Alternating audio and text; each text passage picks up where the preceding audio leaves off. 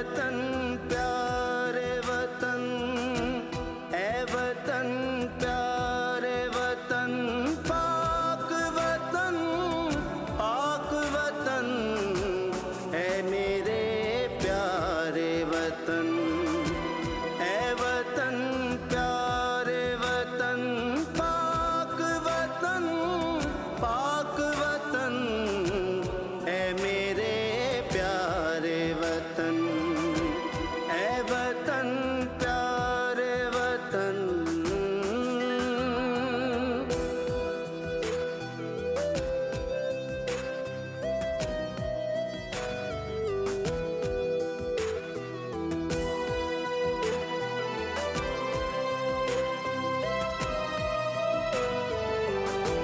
तुझसे है मेरी तमन्नाओं की दुनिया पुरनूर, तुझसे है मेरी तमन्नाओं की दुनिया पुरनूर, अज़्म मेरा कभी मेरे इरादे है गयूर, मेरी हस्ती में आना है मेरी मस्ती में शऊर, जहाँ फिजा मेरा तख़य्युल है तो शीरी है सुखन, ए मेरे प्यारे वतन, ए वतन प्यारे वतन।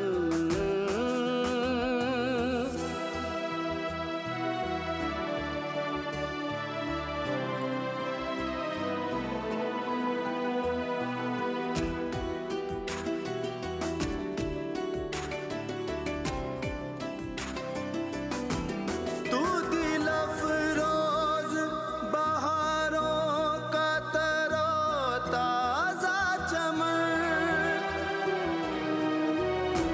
तू दिल अफरोज बहारों का तरोताज़ा चमन, तू महकते हुए फूलों का सुहाना गुलशन, तू नवारेज़ अनादिल का बारी मस्कन, रंगो आहंग से मामूर तेरे को दमन, ए मेरे प्यारे वतन, ए वतन प्यारे वतन।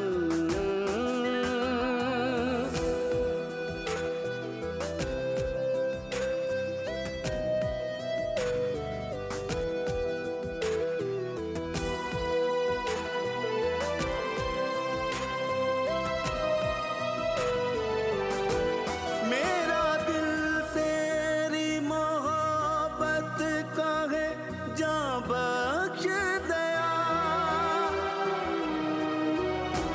मेरा दिल तेरी मोहब्बत का है जां बख्श दया, मेरा सीना तेरी हुर्मत का है संगीन हिसार, ए मेरे पाक वतन तुझ पे अगर चाहो निसार, मैं ये समझूंगा ठिकाने लगा सरमाया तन, ए मेरे प्यारे वतन, ए वतन प्यारे वतन, पाक वतन पाक वतन, ए मेरे प्यारे वतन, ए वतन प्यारे वतन। भाई क्या बात है, जज़ाकल्लाह, बहुत बहुत शुक्रिया। What a beautiful start to our programme. Abdul Samad सिराका का बहुत बहुत शुक्रिया कि आज हमारी जो जश्न आज़ादी की सेलिब्रेशन है उसमें समद ने भी अपना हिस्सा डाला, उनका बहुत बहुत शुक्रिया। और व्यूअर्स, अगर आप सिंगर्स की बात करें तो आप देखें कि जब 65 की वॉर हुई, मैडम नूर जहान की कॉन्ट्रीब्यूशंस, मेहदी हसन साहब की कॉन्ट्रीब्यूशंस, हमारे बहुत से आर्टिस्ट ने अपना अपना हिस्सा ज़रूर डाला था। और आप जानते हैं कि जब अगस्त का महीना शुरू होता है, जब अगस्त का महीना का आगाज़ होता है, 1 अगस्त से ही पाकिस्तान में एक सेलिब्रेशन, एक पॉजिटिविटी, एक एक्साइटमेंट का समा होता है। क्योंकि अगस्त का महीना सिर्फ आज़ादी नहीं है, ये हमारा फ़ख्र है, हमारी वफ़ादारी और हमारी तारीख़ के उन लम्हों का बेसिकली तज़किरा है जो हमें हमेशा याद रखना चाहिए, हम हमेशा याद रखेंगे।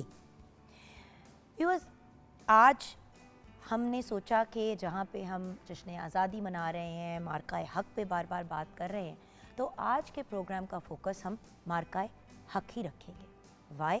बिकॉज़ जैसे कि आप जानते हैं, जब भी कभी किसी दुश्मन ने स्पेशली अक्रॉस द बॉर्डर हमें तंग करने की कोशिश की है, या हमारे तरफ एक मैली नज़र उठाई है, या हमें ललकारा है, तो हमें अपनी सरहदों को प्रोटेक्ट करना आता है। हमने हर बार इस चैलेंज को कबूल किया और मुंह तोड़ जवाब भी दिया। लेकिन ऑफ कोर्स यहाँ पे कैसे हो सकता है कि हम अपनी पाक फ़ौज को ना मेंशन करें, अपनी नेवी को, अपनी एयरफोर्स को, जिन्होंने दुश्मनों को ऐसा जवाब दिया जो तारीख़ में लिखा जाएगा और हर इंसान को पूरी दुनिया में याद रहेगा।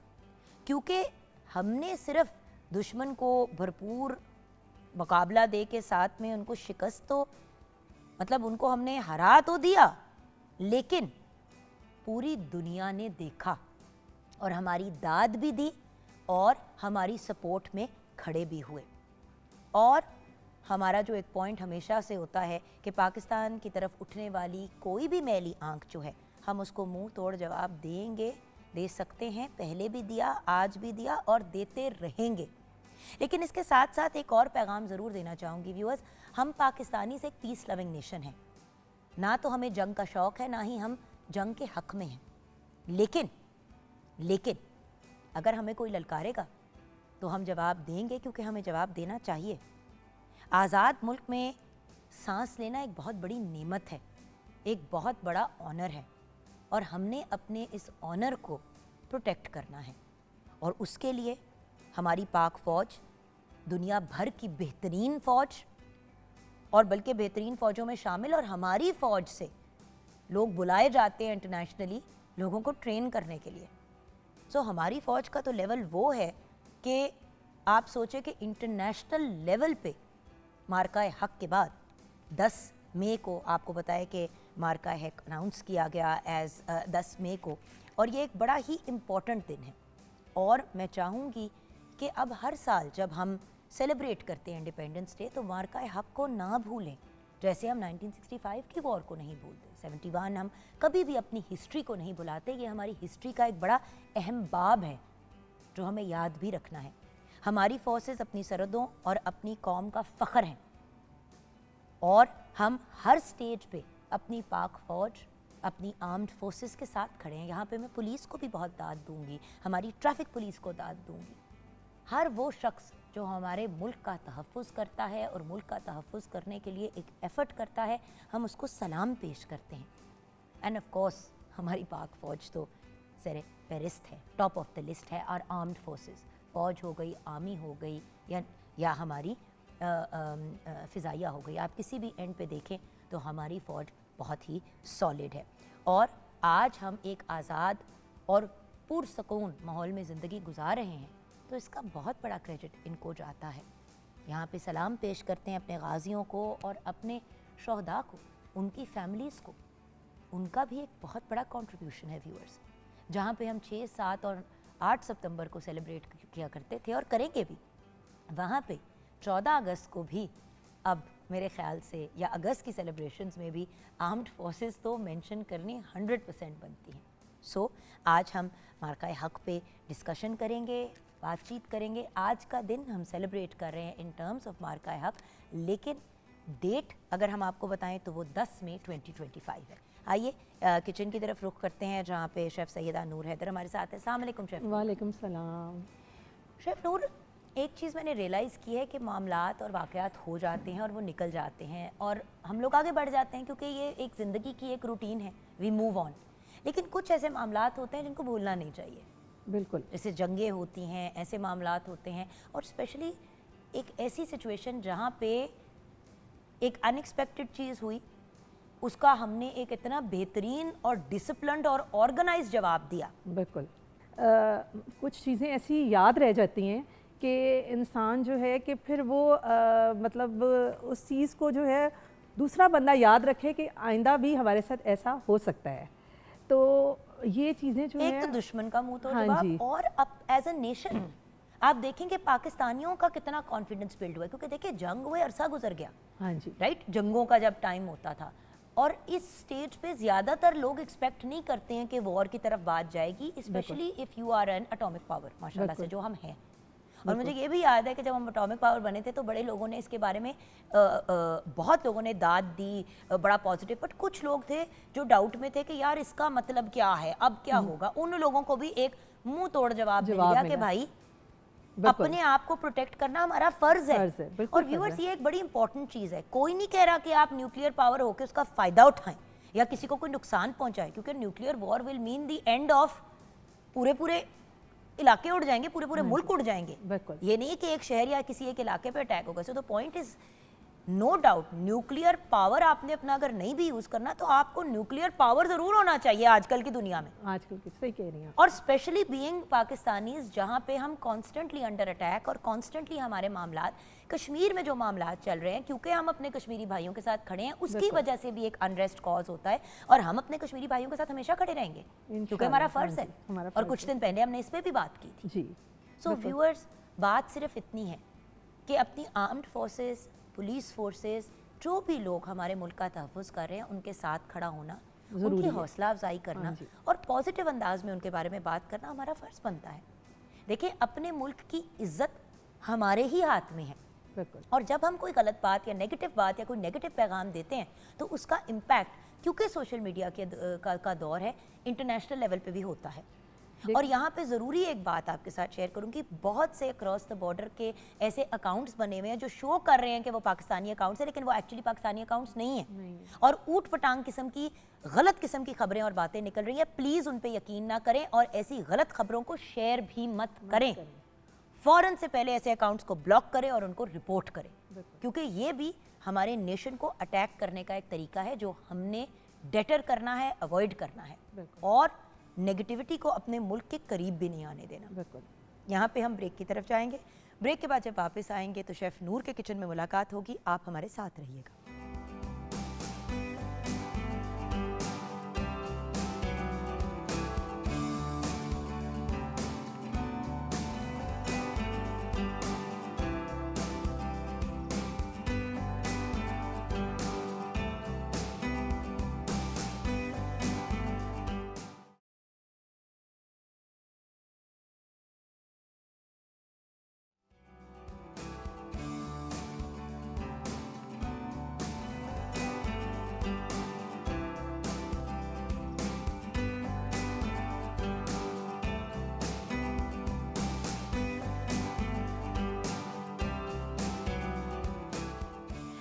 Welcome back from the break viewers. अब मैं आ गई हूँ शेफ़ नूर के किचन में। जी, ये आपका भी किचन है। किया और मैं आ गई, नहीं आपका ही किचन है। अच्छा, ये अभी ऑयल हमने डाला हुआ है पैन के अंदर, जिसके अंदर हम साबुत मसाले जो हैं वो कड़कड़ा रहे हैं, जिसमें मेरे ख्याल से हरी इलायची भी है, दालचीनी भी है और काली मिर्च है साबुत और बड़ी वाली जो काली इलायची होती है वो है। थोड़ा सा इसको कड़कड़ा के फिर इसके अंदर डायरेक्ट ही आपने कहा था ये चिकन डाल जी, चिकन की इसकी बोटियां डाल के। बन क्या रहा है? ये तो मुझे दही वाली मुर्गी। जी जी, आज हम बना रहे हैं जी lemon chicken with black pepper gravy. ये इसमें सिर्फ ब्लैक पेपर और लग तो वेस्टर्न डिश लग रही है। हाँ जी, लग तो ये रहा है कि जैसे हम कोई वो बना रहे हैं, कोई चाइनीज़ या एशियन डिश बना रहे हैं। ये आप जब खाएंगे ना, इसका टेस्ट बिल्कुल मुनफरिद किस्म का इसका टेस्ट है। बिल्कुल, क्योंकि आई थिंक इसी किस्म की एक डिश होती है जो बनाते हैं हम, बहुत सी अदरक और उसके साथ खड़ी खड़ी अदरक के साथ, जिसको हम दही वाली मुर्गी भी कहते हैं। तो लग कुछ इस टाइप का है, खुशबू भी वैसी आ रही है, लेकिन रेसिपी आप शेयर करेंगी। हाँ जी, इसको एक तरफ से जब ये रेड हो जाएगा फिर हम इसको। जी जी, मैं कर दूंगी, आप तब तक अपना। अच्छा चलें जी, रेसिपी है जी मुर्ग का गोश्त 1.5 किलो, काली मिर्च 1.5 चाय का चम्मच, फ्रेश जो है ना कुटी हुई काली मिर्च हमने लेनी है।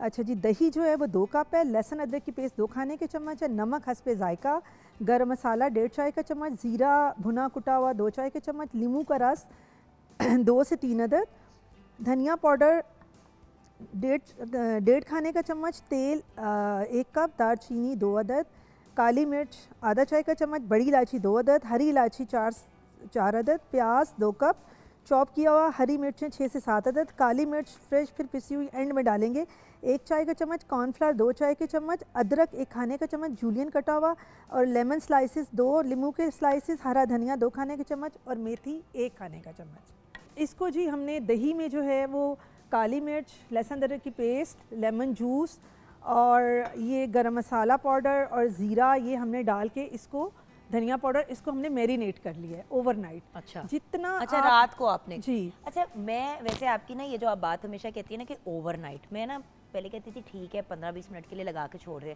जेन्युइनली एक दिन यही हुआ कि शाम को हमने इसी तरह से एक डिश बनानी थी, आपने इसी तरह मैरिनेशन वाला कहा हुआ था, वो जो आप टिक्का बिरयानी भी एक दफ़ा आपने बनानी सिखाई थी, तो आपने कहा था कि वो जो टिक्के हैं वो मैरिनेट पहले से या जो भी होता है, इसी तरह रात को, खैर आपकी वो बात मुझे उस वक्त रात को याद आई कि रात को ना वो उसके मसाला जात सारे उसको लगा के छोड़ दिया, कहा कि अभी बना लेंगे। कुछ ऐसा हुआ कि बाहर से खाना मंगाना पड़ गया। अच्छा। कुछ ऐसी घर में इमरजेंसी हुई कि बाहर से मंगाना पड़ गया, खैर वो हमने छोड़ दिया, उसको फ्रिज में रख दिया। अगले दिन रात को जब वही चीज़ बनी, मैं आपको बता नहीं सकती हूँ, हड्डी तक जायका गया हुआ था अंदर, हड्डी तक। बिल्कुल, इसका जितना भी कोई भी चीज़ है ना, मैरिनेशन टाइम जितना ज़्यादा होगा और वो इतना ही मज़े का बनेगा। तो इसलिए जब भी आप कोई चीज़ बनानी हो तो आप ज़रूर इसको मैरिनेशन टाइम ज़्यादा दें। एक्चुअली वही होता ना कि बंदे को जल्दी पड़ी होती है कि कर लें, बट देखिए आपने मसाला भी जो लगाना है वो आपने शाम को भी लगाना है और आपने दिन में भी लगाना है। सो अगर आप ये कर लें कि आप मसाले को मतलब लगा के छोड़ दें और कोई काम ना करें अपना, हाँ जी, सिर्फ मसाला लगा दें। और यूजुअली मसाला जो होता है उसमें क्या अदरक लहसुन की पेस्ट होती है, वो ज़्यादातर लोगों ने ग्राइंड करके रखी होती है घर में, लेमन जूस और काली मिर्च है इसमें, धनिया पाउडर और गरम मसाला, बस वो लगा के आप दही के अंदर उसको छोड़ देंगे तो इतना वो अच्छे से गल जाएगा और सॉफ्ट हो जाएगा। अब जैसे कि इसको हिलाते हुए मैं घबरा रही हूँ बिकॉज वो चिकन इतना सॉफ्ट हो चुका है ऑलरेडी। हाँ जी, अब ये देखें ना कि यहाँ से ऑलरेडी जो है चिकन के जो पीसेज हैं ये देखें स्प्लिट हो रहे हैं, इसलिए क्योंकि वो इतना सॉफ्ट है। और यही तो चीज़ है, एक्चुअली तो मज़ा खाने का तब आता है जब नरम मज़े का यमी होता है। बिल्कुल।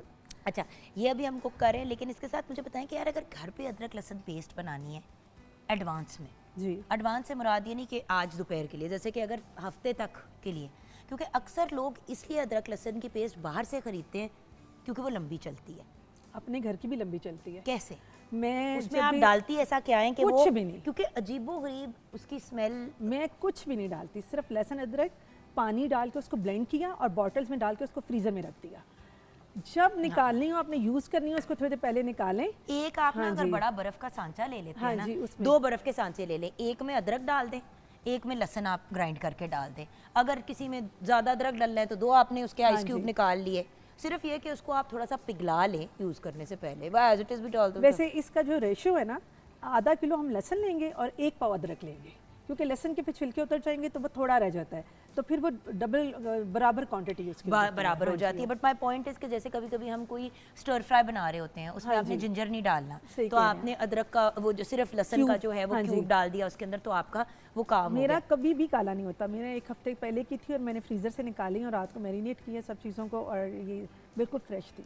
तो वही चीज़ है ना कि आप कोई सिरका, कोई नमक, कुछ नहीं, बिकॉज वही चीज़ है ना कि आपने उसको मैरिनेशन का टाइम दे दिया। इन सब फनकारियों की ज़रूरत तब होती है जब आपको पता है कि उसके अंदर टाइम है नहीं और आपको उसको अर्जेंटली पकाना है, तो फिर अजीबो गरीब चीज़ें लोग तो वो भी डाल देते हैं, कचरी पाउडर भी। नहीं, इस पर डालने की ज़रूरत ही नहीं है। ये ऑलरेडी लेमन जूस से, और आपको पता है गार्लिक और जो वो है लहसुन अदरक की पेस्ट, ये भी एक उसको गलाते हैं ना। हाँ जी, और ये देखें कि बाकायदा चिकन और दही तो अपनी जगह, लेकिन यखनी भी निकल रही है हड्डियों, क्योंकि वो इतनी देर से मैरिनेटेड था कि वो लिटरली वो वाली एक उसकी लुक आ रही है। अच्छा, और ये बेसिकली हम ब्राउन नहीं करते, राइट? इसको बेसिकली हम थोड़ा सा ब्राउन करेंगे, जब कलर आ जाएगा हमारा फिर हम इसमें अनियन डालेंगे। ठीक है, लेकिन वो तो जब पानी ड्राई होगा फिर अनियन डालेंगे और अनियन डाल के इसको मिक्स करेंगे, और जिसमें जो हमारा मैरिनेशन था बचा हुआ वो भी डाल देंगे। उसमें चिकन हमारा गल जाएगा और जो है वो पानी इसका ड्राई होने लगेगा, तो फिर हमने क्या कहते हैं साबुत सब्ज़ मिर्चें डाल देनी है, फिर एक मेथी डाल देनी है, अदरक डाल देना है और 2 टेबलस्पून कॉर्नफ्लोर की स्लरी बना के और ग्रेवी में डाल देंगे, वो थिक ग्रेवी हो जाएगी। और एंड में लेमन स्लाइसेस और कुटी हुई काली मिर्च और डाल के और इसको आप डिश आउट करें, ऊपर धनिया स्प्रिंकल करके और इसको सर्व कर दें। सिर्फ इसमें जो टाइम लेती है चीज़ वो ये है कि जब आप चिकन को कुक कर रहे हैं ना तो उसका पानी ड्राई होने में टाइम लगता है, अदरवाइज तो इट्स अ वेरी वेरी जी, क्विक रेसिपी। बिल्कुल। बाकी काम तो बिल्कुल हो गया। इजी से ये है आपके। देखें अनियन हमारे जो है चॉप्ड हैं और ये जिंजर भी हमने ये कटा बीफ हुआ और है। हाँ मटन जी। में बन जाता है जी बिल्कुल बन सकता है। कैसे? उसका ये है कि उसको वैसे तो मटन और बीफ को भी एक दिन पहले रख दोगे, मैरिनेशन तो बिल्कुल ठीक रहेगा। अगर आपको बीफ थोड़ा टाइम लेता है तो उसमें मीट टेंडराइजर, हाँ जी, कचरी पाउडर नहीं, मीट टेंडराइजर या कच्चा पपीता। कच्चा पपीता, बस कच्चा पपीता, हाँ बट प्लीज कच्चा लोग पका हुआ डाल देते हैं, उससे काम भी नहीं आपका होता, जायका बिगड़ जाता जायका है। बिगड़ जाता है। लेकिन बेस्ट यही है कि आप मीट टेंडराइजर डाल दें। बिल्कुल। ये देखें ना, अब ये जो पानी है हमने इसको, ये जो आप देख रहे हैं ना लिक्विड इतना ज़्यादा इसके अंदर है, हमने इसको अभी ड्राई आउट करना है। ये ड्राई आउट होगा तो उसके बाद फिर हम अपने नेक्स्ट स्टेप्स की तरफ नेक्स्ट की तरफ जाएंगे, जाएंगे। राइट? इसको आप चावल के साथ खाएं, रोटी के साथ, पराठे के साथ, जिस चीज़ के साथ मर्जी खाएं आप। अच्छा, उस दिन ना मैं व्यूअर्स ऑनलाइन देख रही थी कि एक खातून बता रही थी कि वो उसके कुछ 7 माशाल्लाह बच्चे हैं, मियाँ बीवी, उसके अलावा उसकी mother in law and father law भी साथ रहते हैं। तो वो एक गोरी थी, तो मुझे तो वो अपनी वीडियो में ये बता रही थी कि वो किस तरीके से अपनी प्रेपरेशन करती है, फूड प्रेप करती है। अच्छा, तो यानी कि वो करती है कि वो चीज़ें जो है ना अपनी सारी पहले से प्रिपेयर कर लेती है, और बहुत सी ऐसी चीज़ें जो हैं जैसे कि फ्रेश सब्जियां काटी और उसी वक्त उनको फ्रीज़र में रख दिया, वो ख़राब ही नहीं होती। गाजर, हाँ मटर, जी, गोभी। गोभी। अच्छा, वो आपने एक डब्बा बना, अच्छा 3-4 किस्म की वो सब्जियों के कॉम्बिनेशंस बना के ना डब्बे अलहदा बना के उनको रख देती है फ्रिज में। वैसे फ्रिज में भी 3-4-5 दिन। हाँ ये जी। कह रही थी कि मैं अपनी हफ्ते की तैयारी, महीने की तैयारी एक करती हूँ एक दिन, फिर मैं हर हफ्ते जो है ना उस हिसाब से चीज़ों को लेके चलती हूँ। तो उसने क्या किया, उसने बीफ को लिया, उसने उसकी मैरिनेशन की, उसने फिर क्या किया कि उसने कहा बच्चे और सारे घर वाले पास्ता बड़े शौक से खाते हैं, वो जो स्पगेटी कीमा होता है। अच्छा। तो उसने स्पगेटी का कीमा तैयार कर लिया और वो सारी सॉसेस तैयार करके उसको बॉक्सेस में डाल दिया, और इतने इतने पोर्शंस में। उसने कहा मैंने सिर्फ एक इन्वेस्टमेंट की कि मैंने एक बड़ा फ्रीज़र रखा हुआ है अपने घर में, और उसके अंदर मैं ये चीज़ें डाल देती हूँ।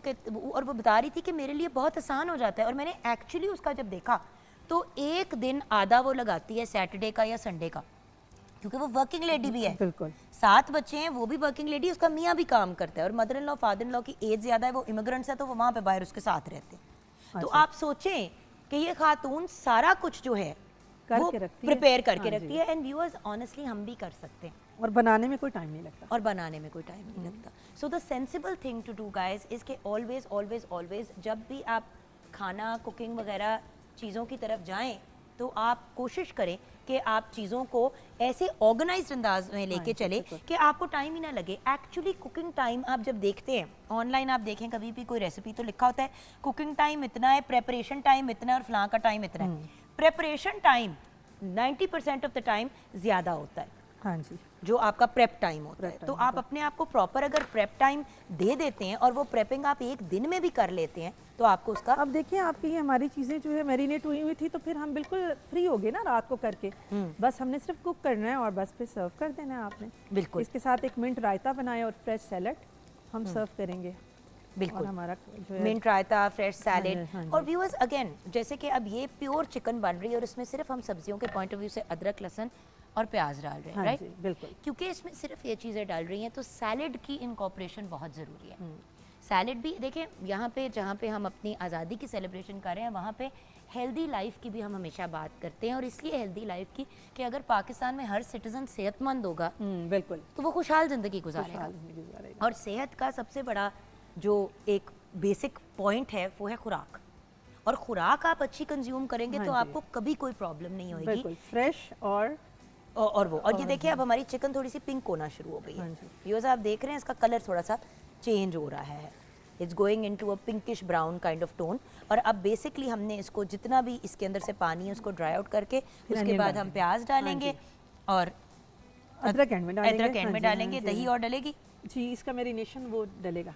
हाँ जी, हाँ जी। वो मज़ीद उसकी मैरिनेशन डलेगी। उसमें ये चिकन बिल्कुल वो हो जाएगा। उसमें बिल्कुल वो डन हो जाएगा और उसमें हम थोड़ा थोड़ा सा ऑफ कोर्स उसकी ग्रेवी रहने देंगे। अभी हमने बेसिकली दही को बिल्कुल ड्राई आउट कर दिए, उसका बेसिकली जो मिल्क सॉलिड्स हैं सिर्फ वो उसके अंदर रह जाएंगे। रह जाएंगे। उसके बाद फिर आप योगर्ट डाल के ग्रेवी बनाएंगे। तो first dry onions, yogurt and masala जात एंड काली मिर्च और हमारा वो चला जाएगा garnishing, हाँ जी, मेथी मेथी, और हाँ हमारी जी। अदरक चला जाएगा। And by the way fresh अदरक 1000 गुना बेहतर है कुक्ड अदरक से। तो अगर जी। कच्चा लहसुन और कच्चे अदरक का इस्तेमाल कर सकते हैं, बिल्कुल। बेशक सिरके में डाल के रख लें व्हाटएवर, तो वो ज़्यादा फ़ायदेमंद होता है कुक्ड से। रोटी के एक नवाले के साथ लहसुन की दो जो जवे होते हैं, देसी लहसुन, बिल्कुल 2 जवे आप खा लें तो वो भी जो है वो आपकी हेल्थ के लिए बहुत अच्छा है। बहुत अच्छा है। चलें, यहाँ पे हम अपना ये काम मुकम्मल कर रहे हैं, तब तक व्यूअर्स ब्रेक की तरफ चलते हैं। ब्रेक के बाद जब वापस आएंगे तो कुछ बहुत ही ब्रिलियंट अचीवर्स हमारे साथ होंगे। तो व्यूअर्स आप हमारे साथ रहिएगा।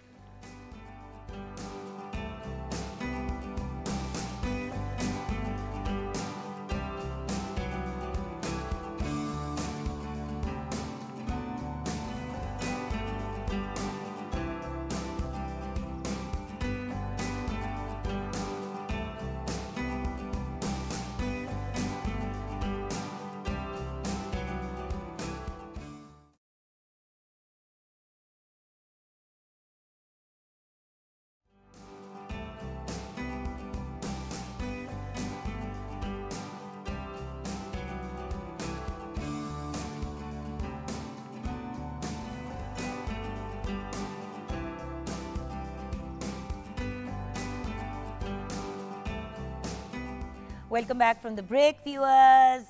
जैसे कि आपसे वादा किया था, आज कुछ बहुत ही ब्रिलियंट हाई अचीवर से आपकी मुलाकात कराएंगे।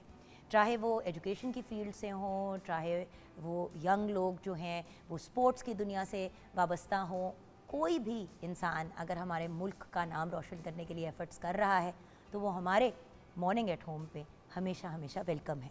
सो आज हमारे साथ स्पोर्ट्स की दुनिया से, कराटे की दुनिया से कुछ ब्रिलियंट यंग लोग हैं। हमारे साथ मोहम्मद अरशद हैं जो 9th south Asian karate championship में 2 ब्रॉन्ज मेडल जीत के आए हैं। अस्सलाम वालेकुम अरशद भाई। जी वालेकुम सलाम। कैसे हैं आप?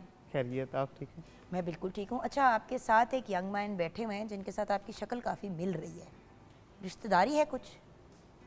रिश्तेदारी है, बिल्कुल खास रिश्तेदारी है, अच्छी रिश्तेदारी है? बेहतरीन रिश्तेदारी ये है। खुद ही बता देंगे कि इनकी क्या रिश्तेदारी है। हमारे साथ हैं हुज़ैफ़ा अरशद जो first south Asian youth karate championship में इन्होंने हिस्सा लिया 4 to 6 जुलाई 2025 इन कोलंबो, श्रीलंका, और गोल्ड मेडल जीत के आए हैं। भाई गोल्ड मेडल पे तो एक्स्ट्रा तालियां बनती हैं। वेल डन हुज़ैफ़ा, क्या हाल है आपके? अस्सलाम वालेकुम। वालेकुम सलाम। मेरा बेटा, ये शख्स कौन है जो आपके साथ बैठा है? ये मेरे बाबा हैं। ये आपके बाबा हैं? अच्छा, बाप बेटा दोनों एक तरफ निकल गए, माशाल्लाह।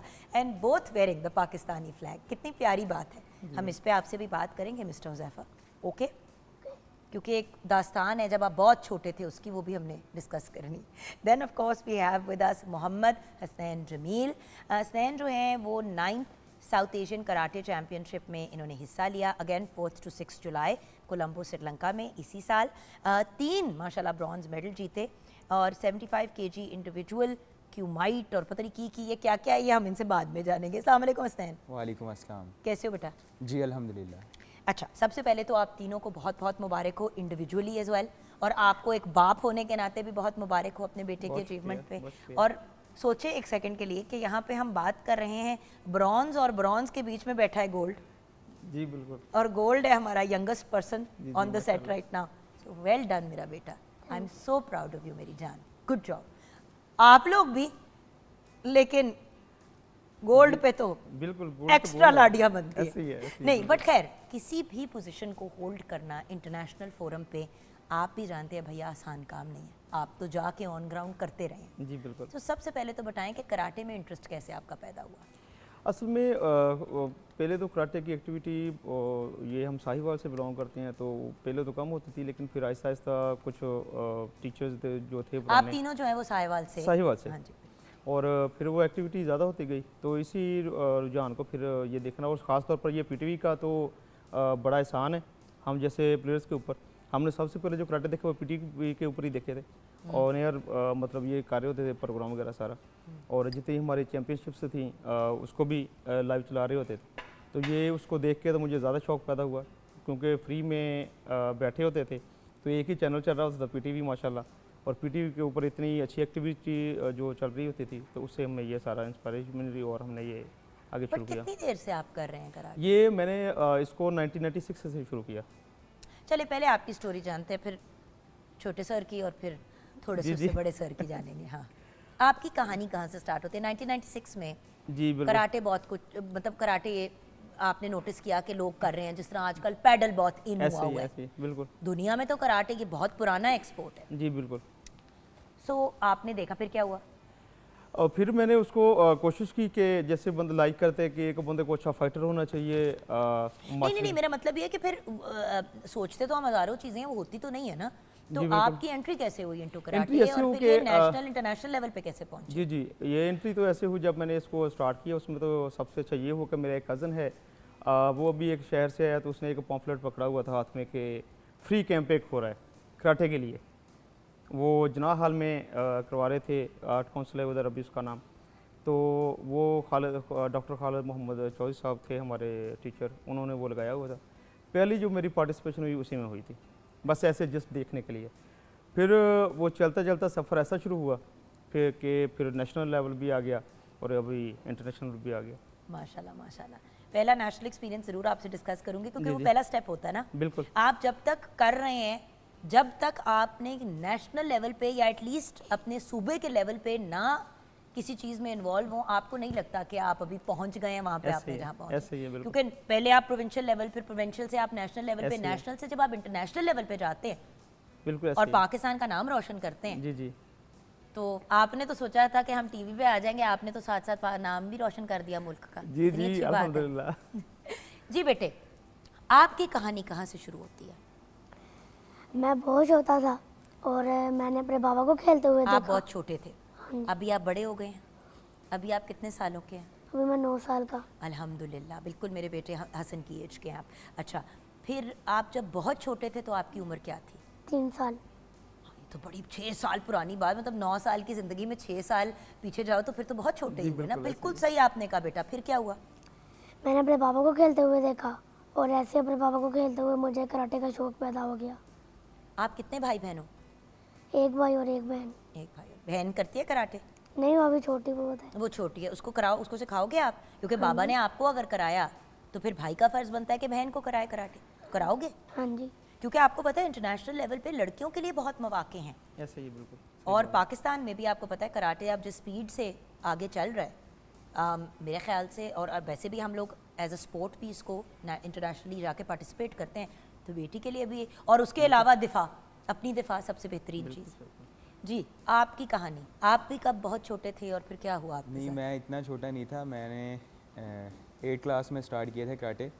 वो भी इस वजह से स्टार्ट किए थे कि मतलब आपको पता है कि पाकिस्तान में क्रिकेट का एक बहुत ज़्यादा क्रेज़ है। तो ये ना कहना मैं क्रिकेट नहीं खेल पाया तो इसलिए मैंने नहीं, ऐसा कुछ नहीं है। गली मोहल्ले की क्रिकेट खेलते होते थे, तो पेरेंट्स ने बोला कि इससे बेहतर है कि आपकी ऐसी स्पोर्ट्स चूज़ करो जिसमें आप करियर बना सको, या आप जो आपको मतलब आपका ज़हनी तवाज़ुन भी दुरुस्त रखे और आपको मतलब कह लें कि नेगेटिव एक्टिविटीज़ से दूर रखे। तो हमारे हमसाए ही थे मास्टर रमज़ान साहब। अच्छा, यानी आप नेगेटिव एक्टिविटीज में इन्वॉल्व नहीं, होने के नेगेटिव चक्कर में थे? एक्टिविटीज़ लाइक के मतलब बाय माँ बाप कहते हैं ना एनु बोर्डिंग में भेज दो, तो अब ये सब ने रियलाइज किया कि बोर्डिंग हल नहीं है। जी। एक्चुअली हल ये है कि यंग लोगों को, क्योंकि स्पेशली जब टीन्स आती हैं, बॉयज़, एक यू नो बेटे, हम भी गुजरे में, आप गुजरोगे इंशाल्लाह बेटा, तो जब टीन्स आती हैं तो बहुत सी एक आपके हार्मोन्स, ये वो चीज़ें चल रही होती हैं, इंसान को एक आउटलेट चाहिए होता है। बिल्कुल ऐसे ही। और अगर आप स्पोर्ट्स में इन्वॉल्व हो जाएं, मैंने उन सब बच्चों को जो टीन्स में ज़रा वाइल्ड थे या ज़रा वो थे, आप नहीं थे, मैं वैसे कह रही हूँ कि माँ बाप ने कहा कि इसको इस तरफ लगा दो, और माशाल्लाह माशाल्लाह वो फिर इंटरनेशनल लेवल के स्पोर्ट्स पर्सनैलिटीज़ बने हैं। जी बिल्कुल। तो बड़ी अच्छी बात है। जी। तो बस इसी तरह शरारतें वगैरह करते थे, तो उन्होंने बोला कि आप किसी अच्छी एक्टिविटी में लगो। तो मैंने कराटे स्टार्ट किए। तब इतना आइडिया नहीं था कि मतलब इसमें इतना अच्छा आप करियर बना सकते हैं, या आप अचीवमेंट लेकर आ सकते हैं, अपने पेरेंट्स का, अपने वालिदैन का नाम रोशन कर सकते हैं, और स्पेशली कंट्री का रिप्रेजेंट करना, ये तो बड़ी ऑनर की बात है कि आप 22 करोड़ लोगों में जाके अपने कंट्री को रिप्रेजेंट करते हैं। तो इसी तरह स्टेप बाय स्टेप देन आगे यूनिवर्सिटी में एडमिशन लिया, तो यूनिवर्सिटी की तरफ से खेलते खेलते फिर नेशनल में पार्टिसिपेट किया। माशाल्लाह, ओके। तो बस ये है कि फिर HEC जो है उसकी टीम से मैं नेशनल खेलता हूँ। मुझे ये महसूस होता है व्यूअर्स कि ये कितनी ब्रिलियंट चीज़ है from the point of view of self defence, health. बल्कि आप बताएं इसके फ़ायदे क्या क्या हैं? फ़ायदे सबसे पहले तो आप फिज़िकली तौर पर स्ट्रॉन्ग होते हैं, बच्चे जितने भी होते हैं माशाल्लाह, और मेंटली भी वो इसी तरीके से होते हैं। कराटे एक ऐसी चीज़ है जिसका एक छोटी आपको एक बेसिकली एक हॉल चाहिए और उसके अंदर आपने उसको फैसिलिटेट करना है। और अगर इस तरह की चीज़ें हर एरिया में, तो मतलब हर जगह अगर इस तरह की चीज़ें पॉप अप करें, फिटनेस हेल्थ अपनी जगह, प्रोटेक्शन अपनी जगह, and as an international sport आप इसको बिल्कुल, पार्टिसिपेट कर बिल्कुल, सकते हैं। ऐसे ही। तो ये बताइए आपका पहला नेशनल एक्सपीरियंस, पहली दफ़ा नेशनली कब खेला और वो एक्सपीरियंस? जी बिल्कुल, पहला नेशनल मैंने सियालकोट में खेला, वो मेरी पहली नेशनल थी। और पाकिस्तान रेलवेज़ की तरफ से मैं खेल रहा था। बिल्कुल वो शुरू तो हाथ से ऐसी हुई थी जैसे डिस्ट्रिक्ट से फिर मैं पंजाब लेवल में आ गया, पंजाब से मैं पाकिस्तान रेलवे में चला गया। नहीं, लेकिन जो पहला एक्सपीरियंस था, नेशनल देखिए जब में, बंदा only। पहली दफ़ा, मैंने हमेशा सुना है स्पोर्ट्स पर्सनैलिटीज़ कि जब पहली दफ़ा आप नेशनल उस पे जाते हो ना, फील्ड में या जगह पे या वेरेवर, तो वो एक बिल्कुल मुख्तलिफ एक्सपीरियंस होता है, क्योंकि वो पहली दफ़ा होता है जब आप अब बिग बॉयज़ के साथ खेल रहे होते हैं।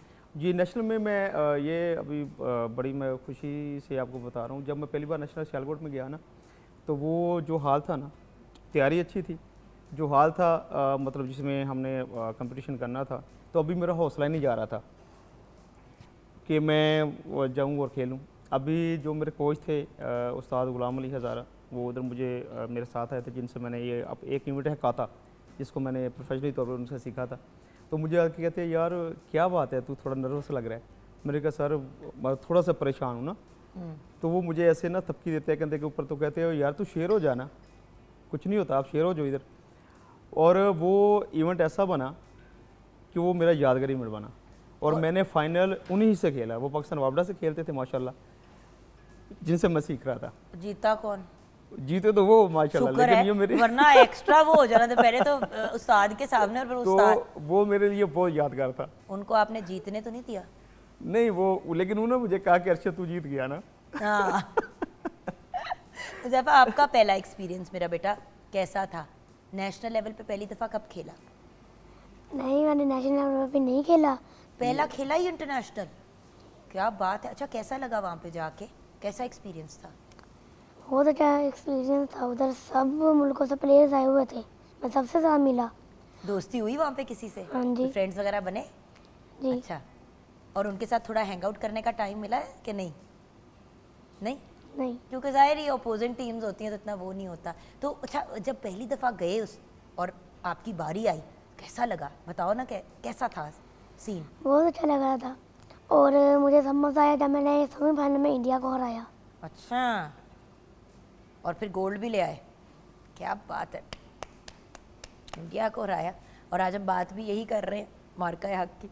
जी हाँ, योर फर्स्ट नेशनल एक्सपीरियंस? मेरी फ़र्स्ट नेशनल ये थी कि मतलब मुझे आइडिया नहीं था कि मैं नेशनल में पार्टिसिपेट कर रहा हूँ। मतलब अनसडन मेरे साथ हुआ था, क्योंकि मुझे ये था कि शायद मुझे चांस नहीं मिलेगा, क्योंकि ट्रायल्स की डेट हो चुकी हुई थी, तब मेरे एग्ज़ाम्स चल रहे थे। तो तभी HEC ने अनाउंस किया कि HEC की टीम पार्टिसिपेट करेगी। तो मतलब मैं ऐसे शौक में था कि वाह, मेरे लिए एक ड्रीम था नेशनल में पार्टिसिपेट करना और वो मैट उसका एक्सपोजर लेना। तो मैं अगर सच बताऊं कि मुझे उस रात नींद ही नहीं आई, कि इतनी खुशी थी कि इतना क्रेज़ था कि यार नेशनल में पार्टिसिपेट कर रहा हूँ, मतलब जहाँ सारे लेजेंड्स होंगे पाकिस्तान के, जिन्होंने मतलब वर्ल्ड में पाकिस्तान को रिप्रेजेंट किया हुआ है, तो उन सब के दरमियान मौजूद होना, तो ये एक अलग ही लेवल का कह लें कि मज़ा था। तो वो बहुत यादगार था। माशाल्लाह। तो मुझे ये बताइए भैया कि इंटरनेशनल लेवल पे पहला एक्सपीरियंस आपका क्या था? असल में ये था फर्स्ट, क्योंकि कुछ मसले मसाइल थे बीच में, वो चलते रहते हैं, फिर ये पता है आपको जब बंदा किसी फील्ड में होता है। लेकिन ये फर्स्ट टाइम ऐसा था कि अल्लाह ने ये एक मौका रखा हुआ था कि मैंने हुज़ैफा के साथ ही जाना था अपने बेटे के साथ। और ये पहला ऐसा इवेंट हुआ है ये भी पाकिस्तान में कि हम कराटे की हिस्ट्री में बाप बेटा पहली दफ़ा किसी पार्टिसिपेट किए हमने इंटरनेशनल लेवल में। हाँ और ये साउथ एशियन चैम्पियनशिप थी उसमें, और अल्हम्दुलिल्लाह दोनों मेडलिस्ट हैं। और ये तो ग्रेट बंदा बन गया है, इसने उधर ये पहला फर्स्ट यूथ हुई है साउथ एशिया की, और उसमें ये पहला मेडल पाकिस्तान के पास है। क्या बात है, क्या बात है, कॉन्ग्रेचुलेशंस मेरा बेटा, first first and first and first, all first first first. अच्छा, बट वहाँ पे आपका एक्सपीरियंस कैसा रहा? देखिए, इंटरनेशनल फोरम पे खेलना, लोकल फोरम पे खेलना, नेशनल लेवल पे डिफरेंट जगहों पे जाना, तीनों बहुत मुख्तलिफ चीज़ें हैं। ऐसे ही है बिल्कुल। असल में ये उस वक्त उधर जाके ना इंटरनेशनल लेवल में फिर हमें कुछ लगता है कि कुछ माहौल हमारे चेंज होना चाहिए ताकि हमें प्रॉब्लम्स ना आए दूसरी जगह में जाके खेलने के लिए। अभी पाकिस्तान क्रिकेट फेडरेशन इसके ऊपर बहुत काम कर रही है। हाँ जी। और माशाल्लाह सर जहांगीर तो बहुत ज़्यादा इसमें लगे हुए हैं। हाँ, लेकिन देखिए ना, अब अगर हमारे कॉर्पोरेट सेक्टर में से भी लोग आगे बढ़ें, देखिए गवर्नमेंट बहुत सपोर्ट कर रही है, स्पेशली पंजाब जो गवर्नमेंट तो आउट ऑफ द वे जाके एफर्ट्स कर रही है। इवन ऑल ओवर पाकिस्तान हर बंदा जो है वो कोशिश कर रहा है कि जी हम अपने प्लेयर्स को बाहर निकालें, उनको हेल्प करें, इनकरेज करें। लेकिन स्टेट की एक जिम्मेदारी है, एक इंडिविजुअल की जिम्मेदारी है, एक कॉर्पोरेट सेक्टर की भी तो जिम्मेदारी है। जहाँ पे आप लोग स्पॉन्सर करते हैं लोगों को बाहर जाने के लिए, जब स्पेशली क्रिकेट की चीज़ें आती हैं, वहाँ पे कराटे हो गया, टेनिस हो गया, फुटबॉल हो गया, हज़ारों स्पोर्ट्स हैं। ऐसे ही तो उन सब स्पोर्ट्स में भी कॉर्पोरेट सेक्टर को भी कदम रखना चाहिए। बस क्रिकेटर्स ले लेते हैं ऐड उड के अंदर और बात ख़त्म हो जाती है। कॉर्पोरेट सेक्टर के बजट्स होते हैं CSR एक्टिविटीज़ के, आप उन डिज़र्विंग लोगों को स्पॉन्सर कर सकते हैं। देखिए, ट्रैवल इन इवेंट्स में पार्टिसिपेट करने का सबसे बड़ा मसला ये होता है बजट्स।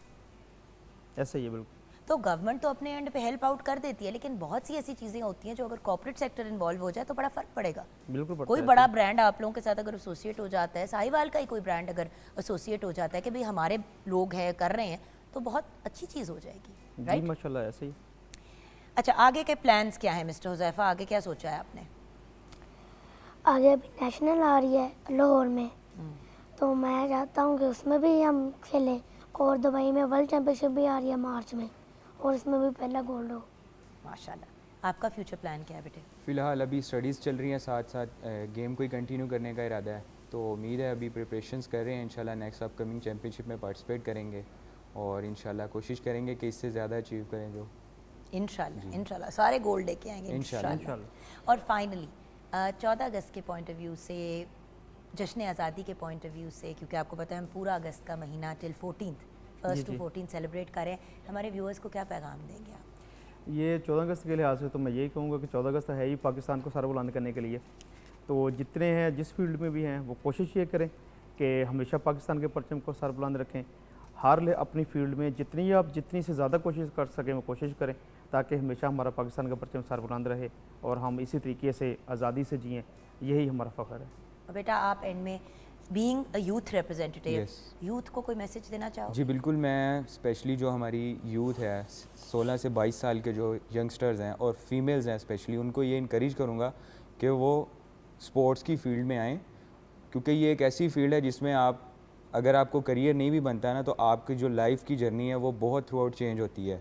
आप फिज़िकली फ़िट रहते हैं, तो मैं सबको इनकरेज करूँगा कि वो, और पेरेंट्स को स्पेशली ये कहूँगा कि वो अपने बच्चों को इनकरेज करें। जैसे मेरे पेरेंट्स ने मुझे इनकरेज किया, मुझ पे एतमाद किया, तो आज अल्हम्दुलिल्लाह मैं यहाँ बैठा हूँ। इंशाल्लाह आप लोग भी अपने बच्चों को इनकरेज करें और कराटे और डिफरेंट स्पोर्ट्स के साथ मुंसलिक करें, ताकि वो पाकिस्तान का नाम रोशन कर सकें। आपका बहुत बहुत शुक्रिया, आपको बहुत मुबारक हो, and thank you so much for these achievements for Pakistan. बहुत शुक्रिया। व्यूअर्स, यहाँ पे ब्रेक की तरफ जाएंगे। अब हम ब्रेक के बाद बात करेंगे मार्का हक की।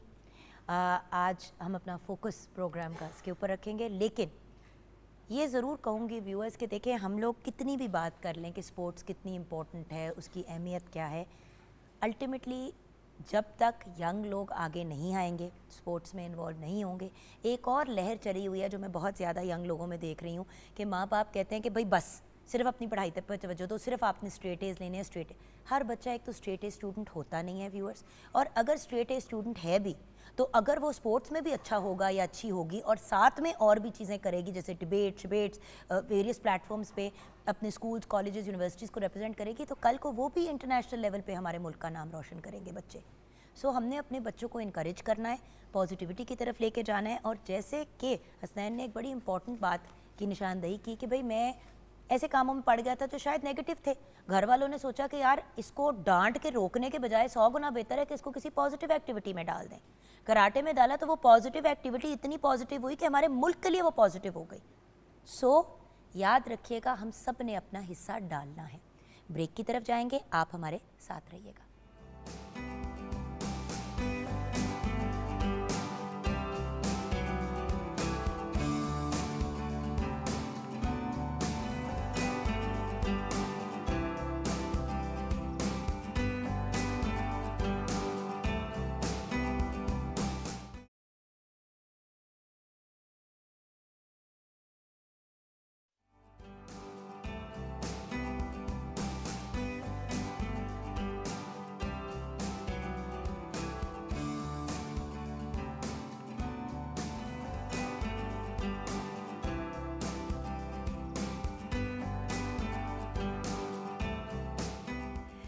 Welcome back from the break viewers. Marka Haq की बात हो और इतनी बड़ी स्माइल ना हो, कैसे हो सकता है? बट मैंने तो अपना पर्सपेक्टिव बड़े दिनों से आपके साथ शेयर कर रही हूँ। आज जो एक्सपर्ट्स, जो ब्रिलियंट पर्सनैलिटीज़ हमारे साथ हैं, आइए उनसे मिलते हैं और उनका पॉइंट ऑफ व्यू लेते हैं ऑन मार्का हक। इंटरनेशनल पॉइंट ऑफ व्यू तो हम देख ही चुके हैं अल्हम्दुलिल्लाह। On every level we have gotten immense respect and regard, और हमारी बहुत दाद दी गई है, जो एक बड़ी रेयर चीज़ है। यूजुअली इंटरनेशनली ये नहीं होता, सो ये भी एक बहुत बड़ी बात है। आइए मिलते हैं मेरे बहुत ही प्यारे भाई, बहुत ही खूबसूरत पर्सनालिटी। वैसे तो माशाल्लाह बहुत से टाइटल्स हैं और बहुत से अवार्ड से भी अल्लाह ताला ने इनको नवाजा है, गवर्नमेंट की तरफ से इनको बहुत अवार्ड्स मिले हैं, लेकिन हमारे बहुत ही प्यारे भाई और एक ऐसी पर्सनालिटी जिनका ताल्लुक़ तो आर्म्ड फोर्सेस से है, लेकिन उन्होंने हमेशा मीडिया इंडस्ट्री को सपोर्ट किया। हर इंडस्ट्री, स्पोर्ट्स हो गया, कुछ भी हो गया, हमारे साजिद भाई हमेशा टॉप पे होते हैं इन मामलात में। साजिद हबीब हमारे साथ हैं, रिटायर्ड एयर वाइस मार्शल हैं, उसके अलावा former deputy director general air intelligence. Then माशाल्लाह इनको हिलाल इम्तियाज़ से भी नवाजा गया, सितारा इम्तियाज़ से भी नवाजा गया। बस अब एक दो इम्तियाज़ रह गए हैं। अस्सलाम वालेकुम। वालेकुम अस्सलाम। लेकिन मसला है बाबू, इम्तियाज़ बहुत जूनियर हैं, Yes. तो हम जैसे ले लेते हैं। Then of course we have with us the absolutely wonderful, मेरे बहुत ही प्यारे भाई। अगर मैं कहूँ कि हर इंडिपेंडेंस और फ्रीडम से रिलेटेड गुफ्तगू के साथी और हमारे teacher colonel retired Abid Latif हमारे साथ हैं, बहुत ही बेहतरीन डिफेंस एनालिस्ट, हमारे बहुत ही प्यारे भाई। अस्सलाम वालेकुम कर्नल साहब। And then we have with us a very special and a very brilliant personality. आप पास्टर हैं of Naulakha Presbyterian church, reverend doctor Majid Abel हमारे साथ हैं। अस्सलाम वालेकुम, how are you sir? Very well, thank you. And reverend साहब जो हैं वो एडमिनिस्ट्रेटिव हेड हैं of the Presbyterian church of Pakistan, also chairperson हैं, चेयरमैन हैं of the united faith organisation. Thank you for joining us sir. Then we have with us a brilliant poet, a wonderful writer and a genius level translator. हमारे साथ है major retired Shahzad Nayyar. अस्सलाम वालेकुम। वालेकुम अस्सलाम। भाई इतना खूबसूरत बूके ऑफ एक्सपर्ट्स आज हमारे साथ है, तो बात साजिद साहब आपसे शुरू करेंगे। मार्का हक, जहाँ पे हक लग गया तो फिर मार्का तो होगा और फिर मार्का जीता भी जाएगा। बेशक मैं समझता हूँ कि पाकिस्तान अपने गुज़श्ता 75 वर्षों में बड़े ऐसे मराहल से गुज़रा जहाँ हमारे अज़ली, जिसको हम कह लें दुश्मन, पड़ोसी, उसके साथ हमारे कश्मीर का क्राइसिस हुआ, 65 हुआ, उससे पहले रन ऑफ कच्छ का हुआ, 71 हुआ। आई थिंक ये जो एक एपिसोड हुआ है जुगन, मार्का हक, जिसमें हमारी पूरी कौम ने अल्लाह ताला की मेहरबानी से और अपने मुसल्लह अफ़वाज ने एक सिनर्जी के साथ भारत का जो हशर किया है, मैं ये नहीं कहूँगा मुंह तोड़ जवाब दें, कहूँगा हशर किया है। हम बचपन में होते थे ना, तो हम कहते थे यार बड़ी बाज पड़ी है। बड़ी बात तो वो कसम से जब ये सारा कुछ हो रहा, पहले तो ऑब्वियसली एक पैनिक और एक स्ट्रेस और बहुत से कुछ लोग स्ट्रैंडेड दुबई में, कुछ इधर उधर एयर स्पेसेस बंद, बड़ी टेंशन थी।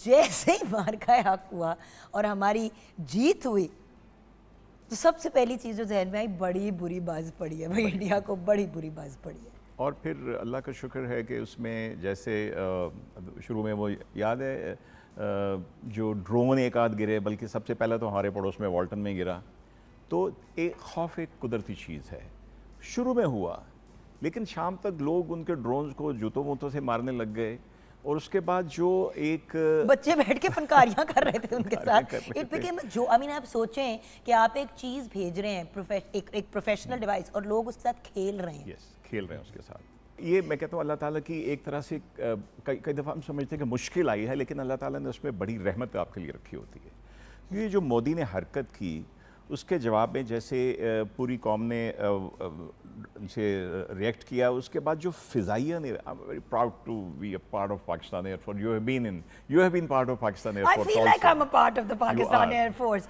और So- बंदा मुझे कहता है कि तुम इतनी इमोशनल हो जाती हो, स्पेशली जब कोई एयर फोर्स का गाना. मैं बताऊं कि जो एयरफोर्स ने जो कारनामा अंजाम दिया, जो हम आज सब दुनिया को पता है कि फोर्थ प्लस जनरेशन की जो सबसे बड़ी इंसानी तारीख की जो लड़ाई हुई है, एरियल बैटल हुई है, वो ये हुई है.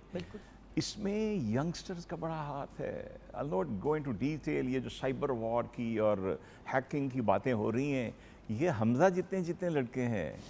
I know. और मैं कहता हूँ कि ये इसके ऊपर बहुत बातें हो चुकी. मैं समझता हूँ जो एयरफोर्स ने उस रात किया, उससे पूरी कौम का मोराल कैसे उठ खड़ा हुआ. और उसके बाद जब बुनियाद मरसूस शुरू हुआ, जो कि मेरा ख्याल है कि वो जो मोदी को हम कह रहे थे कि भाई बड़ी मार मारी है हमने इनको, उसके बाद हमारा मुल्क एक ब्लेसिंग इन डिस्गाइज, जिसको हम कहते हैं, एक नए पाकिस्तान के तौर पे उभरा है. हमें मोदी ने इकट्ठा कर दिया. उसका ख्याल था कि वो बीच में से कोई ये पार्टी उसको सपोर्ट करेगी, अंदर से ये होगा. उसने हमें इकट्ठा कर दिया. उसने पाकिस्तानी कौम को, जो मैंने बचपन में 65 वॉर में जज्बा देखा था, मैंने वो देखा. अपने फ़ौजियों में तो होता है हमेशा से, लेकिन हमने वो लोगों में देखा. और फिर वो कश्मीर के मसले को हमारे बजाय मोदी ने फिर से खड़ा कर दिया. जी कर्नल आबिद, मार्का हक. जी देखें, जैसे अभी सर एवीएम साहब कह रहे थे, जो हमारा पेरेनियल दुश्मन है जी, उसने कभी कोई मौका नहीं छोड़ा जब उसने दुश्मनी का, मैं तो लफ्ज़ यूज़ करूँगा, हक अदा न किया हो. I mean just after the partition हमारा पानी बंद कर दिया, फिर एसेट्स, फिर आप देखें इट्स अ लॉन्ग हिस्ट्री, फिर every war and all that. तो इसमें भी ये जो मार्का हक था, इसमें आई थिंक उसी दुश्मन ने जो है हमें दोबारा से एक कौम बना दिया. और जो कुछ मार्का हक में हुआ जी, जैसे हमारी एयरफोर्स ने जिस तरह से अल्हम्दुलिल्लाह अल्लाह ताला के करम और फजल से जैसे परफॉर्म किया, जैसे हमारी आर्मी ने परफॉर्म किया, जो वर्किंग बाउंड्री है, जो LOC है, उसके ऊपर बहुत ज़बरदस्त मार के हुए, जिनकी डिटेल नहीं आई, तो वो एक बहुत ही, एक आप कह लीजिए कि एक पूरी कौम इकट्ठी हो गई और एक तरह से पूरी कौम दोबारा से एक कौम बन गई. और जो सबसे बड़ी बात कि इसके बाद, इस मार्के के बाद पाकिस्तान जो है वो इट्स अ न्यू पाकिस्तान. क्योंकि जो रीजनल लेवल पे आप देख लें, इंटरनेशनली जो पाकिस्तान ने एस्टीम गेन की, वो now Pakistan has become a regional power, और which is now being recognised as a regional power. और इसमें जो कंट्रीब्यूशन है हमारे यंगस्टर्स की, जैसे अभी वो कह रहे थे, उनकी तो बिल्कुल है, बट मैं एक चीज़ ज़रूर आप चाहूँगी, because from an analyst point of view में हमारे जो एक way of behaving and conducting ourselves था, आप मेरा पॉइंट समझ रहे हैं जी, फ्रॉम द अवाम to the youth to everyone, उसके ऊपर आपका क्या एनालिसिस है? क्योंकि लोग एक्सपेक्ट नहीं कर रहे थे. हमारी ये नहीं था, बल्कि इवन एनिमी यानी मोदी साहब की भी ये मिसकैलकुलेशंस थी. नंबर उनकी एक ये थी कि पाकिस्तान जो है वो हमारे जो ड्रोन्स हैं, जो स्वैम ऑफ ड्रोन्स हैं, उसका कुछ नहीं कर सकेगा. और they had come for us, और सारे टारगेट्स पे आए थे. 100 ड्रोन्स जब आए थे तो वो ऐसी लॉइटर करने तो नहीं आए थे, दे वर ऑल हैड टारगेट्स. फिर उनका ख्याल था कि हमारी एयरफोर्स ओवरवेलम हो जाएगी क्योंकि उनके पास राफेल हैं. फिर उनका ख्याल था कि जो लोग हैं, खुदा न खास्ता इतनी पॉलिटिकल डाइसेंशन हो चुकी है कि लोग सपोर्ट नहीं करेंगे आर्म्ड फोर्सेस को. तो वो अल्हम्दुलिल्लाह वो सारी उनकी स्ट्रेटेजिक मिसकैलकुलेशंस गलत साबित हुई. यानी कि स्ट्रेटेजिकली उन्होंने गेम गलत खेली है. उसकी लेकिन वजह- अगर अल्लाह माफ़ी दे, अगर वॉर को आप गेम के तौर पे भी पोर्ट्रे करें, आर्ट ऑफ वॉर पे भी कितनी दफ़ा बात हो चुकी है, हाँ जी, तो मतलब सोच समझ के, एक्चुअली बात यह है कि हमारे एंड पे इमोशनल डिसीजंस नहीं ली गई. जी, वहाँ पे सिर्फ वट था, मुसलमान पाकिस्तानी मार दो मार दो मार दो. एक्चुअली जब आप एक्सट्रीम राइट पे चले जाते हैं तो फिर आपकी रैशनैलिटी तो ख़त्म हो जाती है. एक इंडिया के अब बहुत अच्छे ब्यूरोक्रेट हैं जो अब शहर को छोड़ के एक माउंटेन टॉप पे इन्होंने घर बना लिया और किताबें लिखते हैं. उन्होंने एक नई किताब लिखी विच is now very famous in India, और उसका थीसिस ये है कि एक तो बफर जोन है जो नॉर्थ ऊपर इंडिया का है, जहाँ पे उसके सारे बॉर्डर्स ऑल 7, 8, 9 कंट्रीज़ के साथ लगते हैं, और उसके बिल्कुल नीचे जो हिंदू काउ बेल्ट है उसको वो कहते हैं कि ये डफर जोन है. क्योंकि ये लोग इतने इरेशनल हो चुके हैं अपनी जो पॉलिटिकल और रिलीजियस लिनेज के अंदर कि ये अब इन्होंने सोचना छोड़ दिया है. और एक्चुअली वो एनेथमा है, वो एक ट्रेजेडी है which is coming up for the India itself, which says is that it's a rational country, it's a secular country, it is based on diversity. अच्छा रेवरेंड मजीद साहब, एक चीज़ आप क्योंकि इंटरफेथ भी देखते हैं, यूनाइटेड आपका एक फ्रंट है दैट हम सब ने as Muslims, even Hindus, Christians, हर मज़हब के लोग under the umbrella of Pakistan protected है। मार्का हक में ये बात कितनी प्रूव हुई सर? मार्का हक मेरे ख़्याल में इट्स नॉट, इस सिर्फ एक जंगी दिफा का नहीं है टॉपिक, बट के एक नज़रिया है और ये पाकिस्तान की सालमियत, पाकिस्तान की मजबूती का निशान है। और पाकिस्तान में पाकिस्तानी मुस्लिम्स हैं, पाकिस्तानी क्रिश्चियंस हैं, पाकिस्तानी हिंदूज़ हैं, पाकिस्तानी सिख हैं, पाकिस्तानी पारसीज़ हैं, बहाई हैं। ये खूबसूरत मुल्क है, एक खूबसूरत गुलदस्ता है और एक खूबसूरत फूलों का बाग है। और बैनुल मज़हब रवादारी पे जब हम काम करते हैं तो हम इस चीज़ को, खूबसूरती को और उजागर करते हैं। तो मार्का हक में हमें इस सारी चीज़ों का एक इम्तिजाज नज़र आता है। Everybody stood together, everybody. ये जितनी देर ये रहा वक्त रहा बुनियान व महसूस का, मैं तो practically I was on the road the whole time, motivated myself, you know, और दूसरों को मोटिवेट करते हुए। और देखिए जो इंटरफेथ यूनिटी का मुजाहरा किया गया, बड़ी खूबसूरत बात है, क्योंकि आप देखें अक्रॉस द बॉर्डर मुसलमानों को टारगेट किया जा रहा था। यहाँ पे किसी ने जुर्रत नहीं की और सोचा भी नहीं कि हम अपने हिंदू भाइयों को कुछ कहें या करें। Because remember one thing viewers, ये रिलीजन की वॉर नहीं थी, ये एक बड़ी इंपॉर्टेंट चीज़ है याद रखने को। पाकिस्तान की अम्ब्रेला के नीचे सर आप जानते हैं हमारी कितनी बड़ी हिंदू कम्युनिटी है, और वो भी हमारे उतने ही भाई हैं जितने हमारे मुस्लिम्स हैं या क्रिश्चियन कम्युनिटी या एनी रिलीजन। यस, और हर फेथ का बहुत बड़ा कंट्रीब्यूशन है बिल्कुल वतन अज़ीज़ को तमीर करने में, एजुकेशन में, हेल्थ में, फ़ौज में, नेवी में, हर तरह से किसी भी शोबे में देखें तो बहुत। और इवन इस ख़ास जंग में जिसने मुझे लगता है कि पूरी कौम को जोड़ दिया और जगा दिया, और हम बहुत गिले गुजारियों से जो भरे भुरे थे जंग में, और डर जाना होता है लेकिन कोई डरा नहीं है, बल्कि इकट्ठे हो गए सारे माशाल्लाह। और अभी तक एक वो जो एक शऊर इस जंग ने हमें दे दिया और एक कॉन्फिडेंस दिया, इतना ज़्यादा फ़ख्र महसूस होता है अपनी फ़ौज पे कि मैं बयान नहीं कर सकता। पाकिस्तान का जगह जगह जो लोग नाम लेते थे, इसके पासपोर्ट की बात करते थे, ये वो, बट नाउ मैं समझता हूँ कि with this exemplary role of our army now, Pakistan का नाम पूरी दुनिया में फिर से बुलंद हुआ है माशाल्लाह। और हम एक एक बच्चे को देखते हैं बड़े फ़ख्र से वो इसका ज़िक्र करते हैं। व्हाट अ प्राउड मोमेंट, और salutes to our army and field marshal and his leadership. और ये अभी जो हमें सेलिब्रेट करने को मिल रहा है और जो सेफ्टी हम एक्सपीरियंस कर रहे हैं, बिल्कुल वही बात है ना व्यूअर्स। हमारी आर्मी, हमारी नेवी, हमारी एयरफोर्स, ये एक बहुत ही खूबसूरत कलेक्टिव एफर्ट था और ब्रिलियंट कोऑर्डिनेशन का भी मुजाहरा सर। मतलब everyone was working in sync. इतना ब्यूटीफुल और इतना खूबसूरत अंदाज जंग को लड़ने का मैंने कम ही देखे, राइट के रॉन्ग सर?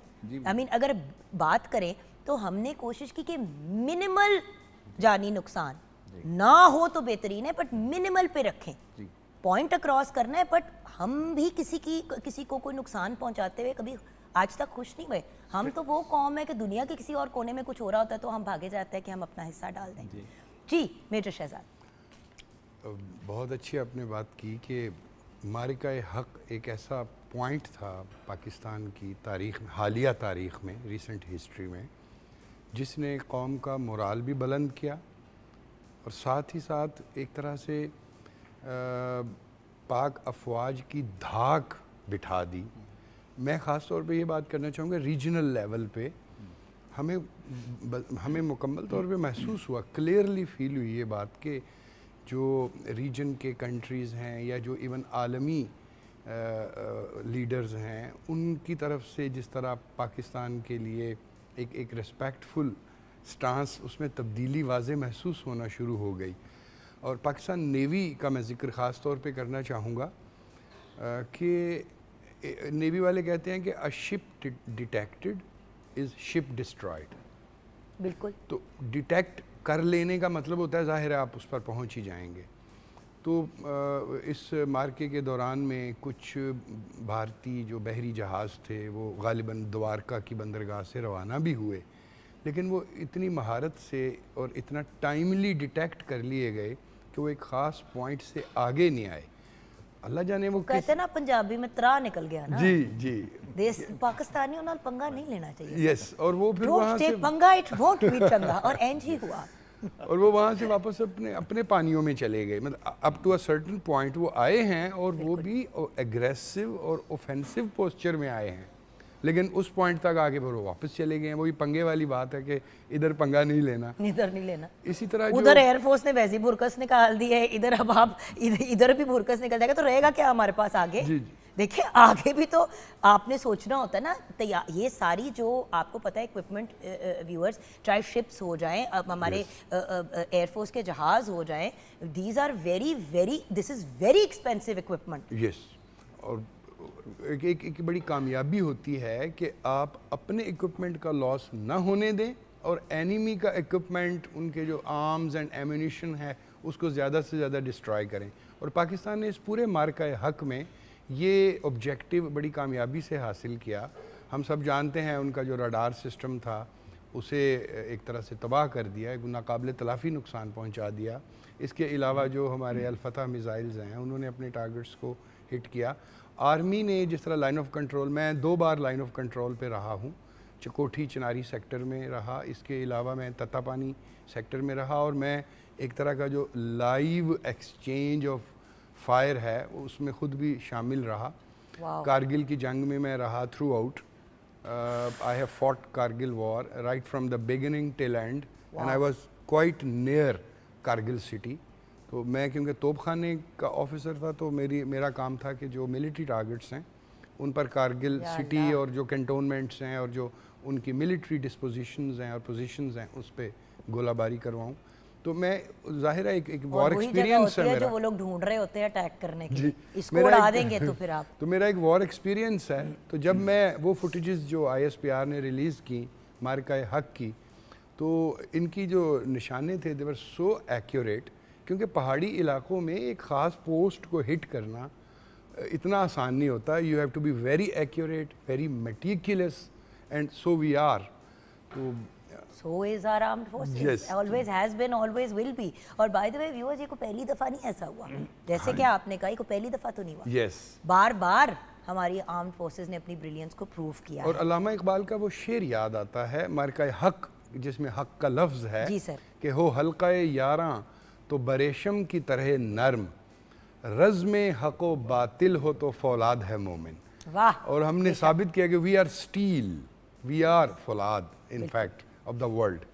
चलिए यहाँ पे हम ब्रेक की तरफ बढ़ते हैं, जल्दी से एक किचन में नज़र डाल लेते हैं। जी शेफ नूर, क्या जी हमारा बिल्कुल लेमन पेपर चिकन रेडी है और साथ फ्रेश सैलेड और मिंट रायता। आज बिल्कुल आपसे गप लगाने को दिल नहीं चाह रहा, वैसे तो बड़ा दिल चाहता है लेकिन आज नहीं चाह रहा, क्योंकि आज ऐसे ब्रिलियंट लोग हमारे साथ है। बिल्कुल। और अब हमें क्योंकि ब्रेक की तरफ जाना है, तो व्यूअर्स ब्रेक से वापस आके जानेंगे कि where do we go from here, और अब हमारा क्या रद्द अमल होना चाहिए एज सिटीजन्स ऑफ पाकिस्तान, और future what does this mean for us. Break के बाद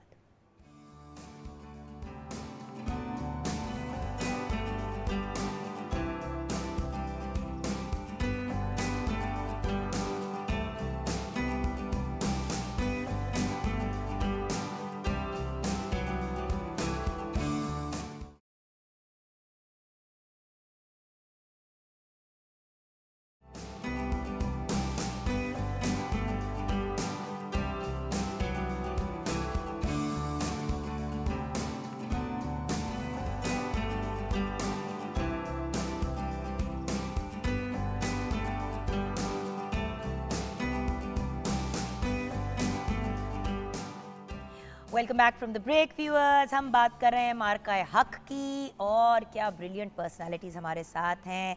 साजिद हबीब साहब रिटायर्ड एयर वाइस मार्शल हमारे साथ हैं। Then we have with us colonel retired Abid Latif साहब डिफेंस एनालिस्ट हमारे साथ हैं। Reverend doctor Majid Abel and then of course we have major retired Shahzad Nayyar साहब। सो क्योंकि लाइक आई सेड मार्का है कि हम एक कोई पहलू उठा लेंगे तो हम सारा दिन बात करते रहेंगे, प्रोग्राम हमारा ख़त्म भी हो जाना है और 2-4 और शुरू भी हो जाने हैं। So where do we go from here Sajid साहब, और जहाँ पे हम खड़े हैं और कौन सी ऐसी चीज़ें हैं जो how we should be careful next time. I am talking about as a nation, क्योंकि कुछ ऐसी चीज़ें हुई जैसे कि मैंने नोटिस किया कि फुटेजेस, अब आर्मी की मूवमेंट हो रही है और कोई बंदा बैठ के नॉर्मल सिविलियन उसकी फुटेज बना रहा है और वो फिर फुटेज जो है वो सोशल मीडिया पे चढ़ रही है। तो कुछ ऐसी चीज़ें थीं जो मेरे ख्याल से एज अ नेशन हमें केयरफुल होना चाहिए। And what is your take away from this? जी सर। देखो आपने देखा होगा कि 2019 से 2025 में एरियल वॉरफेयर कितनी चेंज हो गई है, कंप्लीट चेंज हो गई है। ये यहाँ से ज़मीन से उठ के ये स्पेस में पहुँच गई है। इसमें एसएसएम्स का रोल कितना ज़्यादा हो गया है, अनबिलीवेबल। ड्रोन्स का रोल आ गया है और ये सारी चीज़ें टेक्नोलॉजी से जो है कंट्रोल होती हैं, साइबर वॉरफेयर में आ गए हैं। बिल्कुल। तो अब देखें सैटेलाइट इस वक्त लाइव हर चीज़ देख रहा है, उसको पता है कि कौन से एयरपोर्ट पे रनवे के कितने हैंगर हैं, कितने जहाज़ खड़े हुए हैं, कहाँ कहाँ पोस्टें बंद। जो एक चीज़ आपकी सीक्रेट है, आपकी स्ट्रैटेजी है। तो मेरी एक तो गुजारिश है बहुत सारे एनालिस्ट से कि प्लीज़ उसके ऊपर बात मत किया करें और दुश्मन को सोचने दो यार, लेट हिम थिंक ओवर कि हमने क्या किया उनके भाई साथ। आप पोस्ट द इवेंट जो भी मामला खत्म हो जाते हैं उसके बाद जितना मर्जी एनालिसिस करो, it doesn't matter, but even then it's like sharing your state secrets, your trade secrets, you don't do that. इस पे बिल्कुल आपको एहतियात करनी चाहिए। Let the enemy speculate. और जहाँ पे बिकॉज देखें फोर्सेस जो ऑफिशियली रिलीज करती हैं दैट इज एक्सेप्टेबल, बिकॉज उनको पता होता है कि ऑफिशियली हमने ये रिलीज किया है और हम इससे आगे मूव कर चुके हैं। सर अगर मैं डीएचए में रहती हूँ और मैं आर्मी मूवमेंट देख रही हूँ, अगर उस इलाके के सारे लोग कहेंगे oh army is moving in this direction, तो that is a not a अक्लमंदी तो नहीं है, वो चुप करके आगे जा रहे हैं, आप उनकी वीडियो बना के लगा रहे हैं। वो काम कर रहे हैं जो 20-30 साल पहले जो दुश्मन के जासूस करते थे। जासूसियां ना करें, अपने हाथ में मोबाइल पकड़ ये ना करें। और मैं समझता हूँ कि एज ए नेशन हमें इसको कैश करना चाहिए। हमें अल्लाह ताला ने मार्का हक के नतीजे में हमें डिप्लोमेटिकली, रीजनल तो हमारी एक स्टैंडिंग बनी है, हमारी ग्लोबल स्टैंडिंग बनी है। और सर और कश्मीर का मामला अब हल होता भी नजर आ रहा है। कश्मीर का मामला देखें, अब वो जिसको कहते हैं ना कि रिजुविनेट हो गया है, उसको सारी दुनिया को फिर से, भाई दुनिया का सबसे बड़ा बाबा ट्रंप अगर वो दुनिया को बता रहे कि Kashmir issue is the main issue between India and Pakistan, तो इशू को तो अलाइव कर दिया।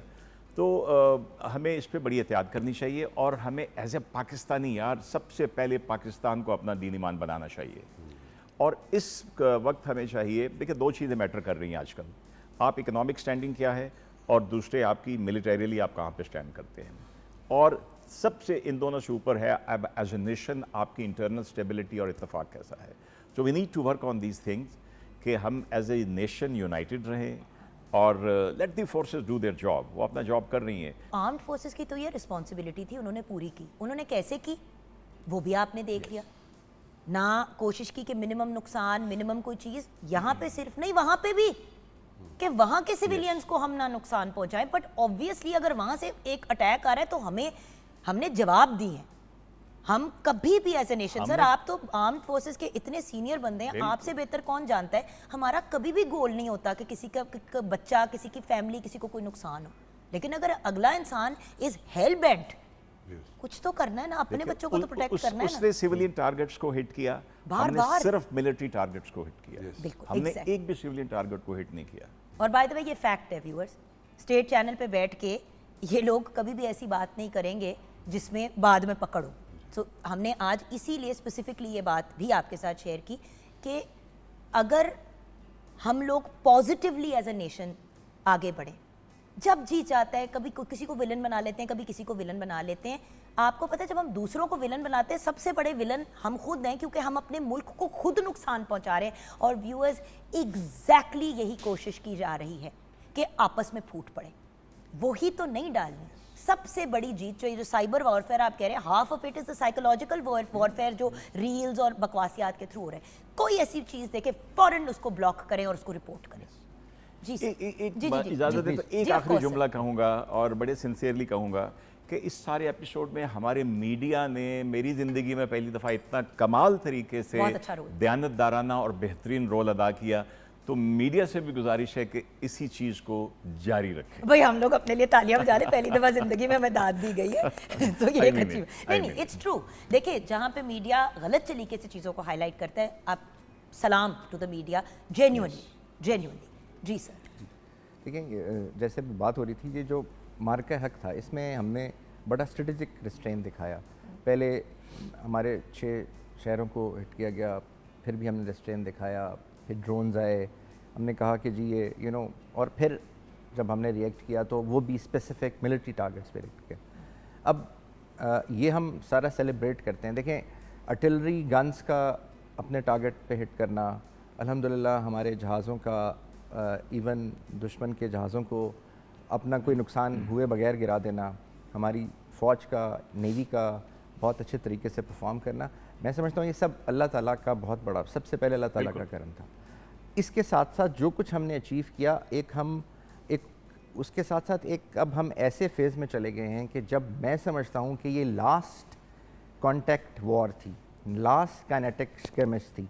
इसके बाद अब जो होगा वो सोसाइटल वॉर्स होंगी, जिसमें शायद कॉन्टैक्ट हो ही ना और सोसाइटीज़ को टारगेट, जैसे आप बात कर रही थी, जैसे एवीएम साहब बात कर रहे थे। सो ये इंडिया का टारगेट भी हमारी सोसाइटी है और फ़ौज उसका एक डेफिनेटली एक हिस्सा है। सो उन सारी चीज़ों को अब फ्रॉम हेयर ऑन हमें अपनी सोसाइटी को आई थिंक उस तरह से ट्रेन करना है। हमें वो जो चीज़ें आके सोसाइटी को साइकोलॉजिकली जैसे अफेक्ट करती हैं उनका तदारुक करना है।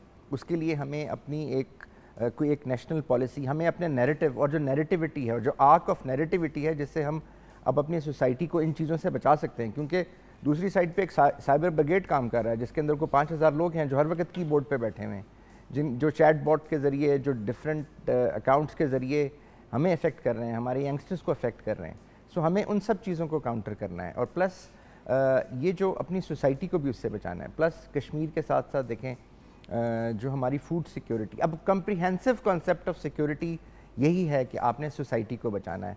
It is not only the military part of it, it is the comprehensive, traditional, non traditional, सारी की सारी जो कॉन्सेप्ट है, अब हमें उस पर काम करना है। Thank you so much sir. जी रेवरेंड साहब। ऑब्वियसली मैं वॉर एनालिस्ट तो नहीं हूँ, लेकिन क्योंकि आपका पैगाम हमेशा हर प्लेटफॉर्म पे पॉजिटिविटी का होता है। मुझे बहुत शौक़ से मैं स्टडी करता हूँ, देखता हूँ। तो इस जंग में जो हमारा दुश्मन था वो साइज़ में बहुत बड़ा था, उसकी फ़ौज बहुत बड़ी थी, तकब्बुर उसमें इंतहा का था और उनका ख़्याल ये था कि बस हम जाएंगे और हम इनको निश्त कर देंगे। तो ऐसे वक्त में हिकमत अमली में, टेक्नोलॉजी में, नफ्सियाती तौर पे कोई भी आप तरफ से देख लें, पाकिस्तान की फ़ौज ने उन्हें मुकम्मल तौर पे शिकस्त खुर्दा किया है।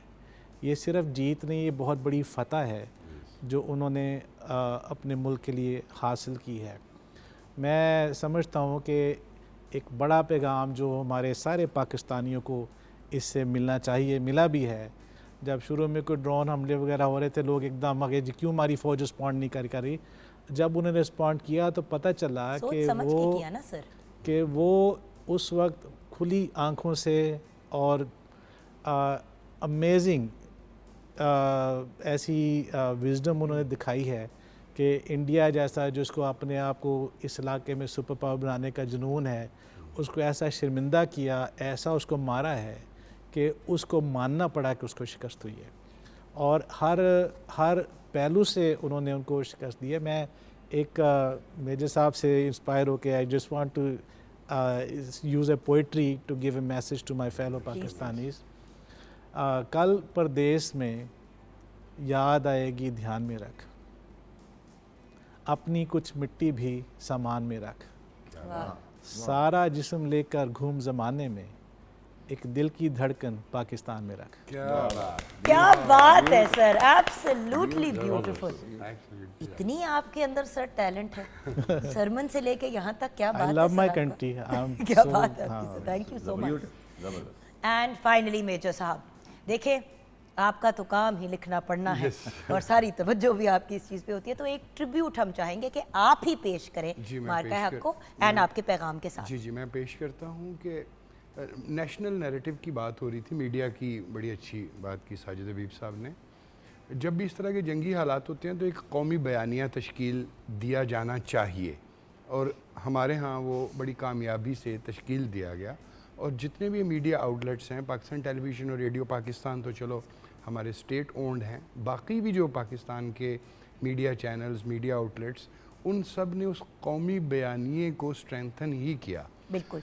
अच्छा, वॉइस ऑफ डिफरेंस हुआ करती है मुल्कों में और होनी चाहिए, लेकिन टाइम ऑफ वॉर में नहीं होती। वो टाइम ऑफ वॉर में हर कोई नेशनल नैरेटिव के साथ, कौमी बयानिए के साथ ही होता है। और बड़ी खुशी की बात यह है कि पाकिस्तान की पूरी कौम, पाकिस्तान का पूरा media, may that be digital media और सैटेलाइट मीडिया, वो सारे का सारा उस कौमी बयानिए के साथ था।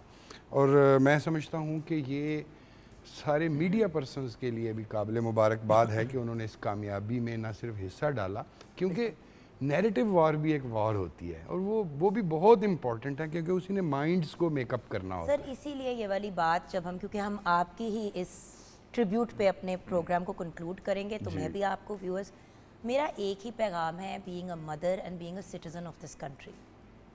देखिए व्यूअर्स, बहुत ही एक अफसोसनाक बात होती है जब अपने ही मुल्क के लोग अपने ही मुल्क के बारे में फजूल बातें करते हैं। 14 अगस्त को आप बड़े एक्साइटेड हो जाते हैं सारे, पूरा 1 to 14 सारे बड़ी एक्साइटमेंट में होते हैं। 6, 7, 8 सितंबर को सब बड़े एक्साइटेड है। 23 मार्च को हम एक्साइटेड हो गए। And then what happens? So with all due respect viewers, हमारी आर्म्ड फोर्सेस ने जिस तरीके से हमें प्रोटेक्ट किया, जिस तरीके से हमारी गवर्नमेंट ने हमें प्रोटेक्ट किया, सब ने मिल के किया तो कुछ हुआ ना। वरना अगर सब मिल के ना काम करते तो लॉजिकली सोचे फिर हमारा वही हाल होता जो मोदी का, मतलब उधर तो किसी ने सुनी नहीं ना, वो तो एक बेलगाम घोड़े की तरह सुसाइड मिशन पे निकले हुए थे कि भाई अपने मेरे और अपने आर्म्ड फोर्सेस की भी कोई टेंशन नहीं, जाओ निकलो तुम भी मार जाओ। सो द पॉइंट इज, हम अपनी आर्म्ड फोर्सेस से बहुत प्यार करते हैं, वो अपने आप को भी प्रोटेक्ट करना जानती हैं, हमें भी प्रोटेक्ट करना जानती हैं और दुश्मन को भी मुंह तोड़ जवाब देना जानती हैं। सो अल्लाह का शुक्र अदा करें कि एक सेफ और एक आज़ाद मुल्क में आप सांस लेते हैं।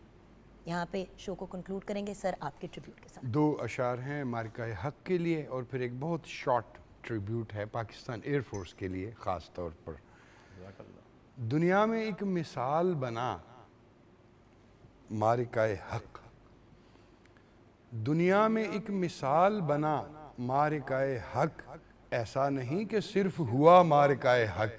वाह।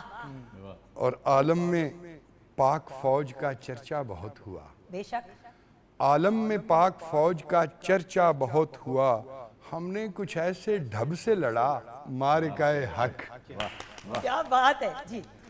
और एयरफोर्स के लिए खुश रंग फलक गुल रंग ज़मी सरसब्ज फ़ज़ाए पाकिस्तान, खुश रंग फलक गुल रंग ज़मी सरसब्ज फ़ज़ाए पाकिस्तान, अपना है चमन अपनी है लगन महकी है हवाए पाकिस्तान, हम मिल के चलें परवाज़ करें तो ऊंचा जाए पाकिस्तान, बेशक हम मिल के चलें परवाज़ करें तो ऊंचा जाए पाकिस्तान, रग रग में बहे दिल दिल में रहे सीनों में समाए पाकिस्तान, रग रग में बहे दिल दिल में रहे सीनों में समाए पाकिस्तान, आवाज़ तेरी आवाज़ मेरी दिल से निकले दिल में उतरे और बन के सदाए पाकिस्तान, बन के सदाए पाकिस्तान। पाकिस्तान जिंदाबाद। जिंदाबाद।